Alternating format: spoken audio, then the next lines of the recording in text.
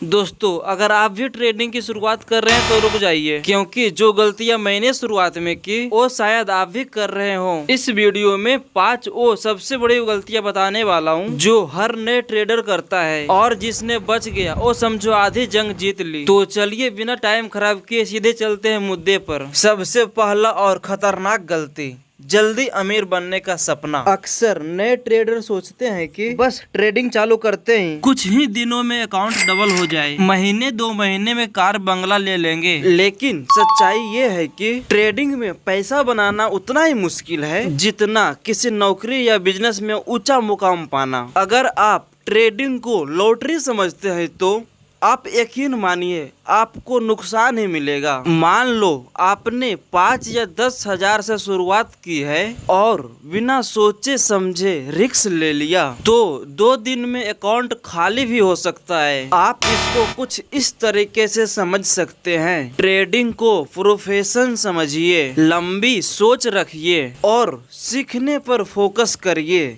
पैसा तो एक दिन धीरे धीरे आ ही जाएगा। दूसरी और बड़ी गलती, बहुत सारे लोग सोचते हैं कि बस कोई यूट्यूब वीडियो देख ली या कोई आपके लंगोटिया यार लंगोटिया दोस्त कहा ब्रो ये शेयर खरीद लो, आप भी वैसे ही करते हैं, उसके बातों में आकर खरीद लेते हैं। यकीन मानिए, क्या आप बिना पढ़े डॉक्टर बन सकते हैं? नहीं ना।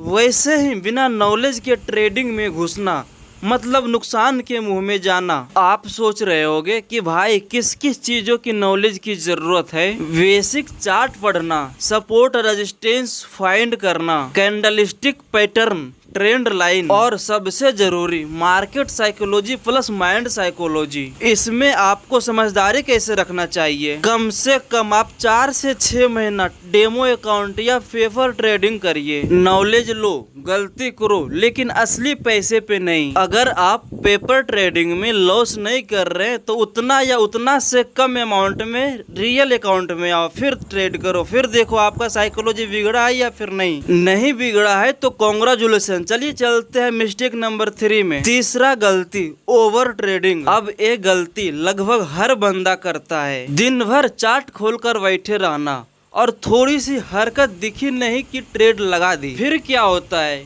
दिन के अंदर देखा तो ब्रोकरेज का बिल अलग, लॉस अलग और बिगड़ता हुआ माइंड साइकोलॉजी अलग। एग्जाम्पल, सुबह से शाम तक अगर आपने 15 से 20 ट्रेडिंग कर दी तो उसमें से 3 से 5 प्रॉफिट का ट्रेड भी रहता है, बाकी का ट्रेड लॉस का रहता है प्लस ब्रोकरेज अलग। इसका समझदारी क्या है? एक अच्छा ट्रेडर वही होता है जो दिन भर ट्रेड ढूंढने की बजाय सही मौका आने पर ही ट्रेड करता है। कम ट्रेड करो लेकिन सोच समझ के ट्रेड करो। मिस्टेक नंबर 4, इमोशन में आकर ट्रेड करना। मान लो आपने एक ट्रेड में लॉस कर लिया, बस फिर गुस्सा आया, फिर आप सोचते हैं कि इस लॉस को कवर कर लेते हैं, फिर आप बिना सोचे समझे, बिना देखे, बिना चार्ट पढ़े रिवेंज ट्रेड करना शुरू कर देते हैं। या फिर एक ट्रेड में अच्छा प्रॉफिट हुआ तो लालच आ गया और जबरदस्ती फिर से एंट्री मार दी। यही सबसे बड़ा दुश्मन है, इमोशनली कंट्रोल। ट्रेडिंग में ठंडे दिमाग की जरूरत होती है। कोई भी फैसला गुस्सा,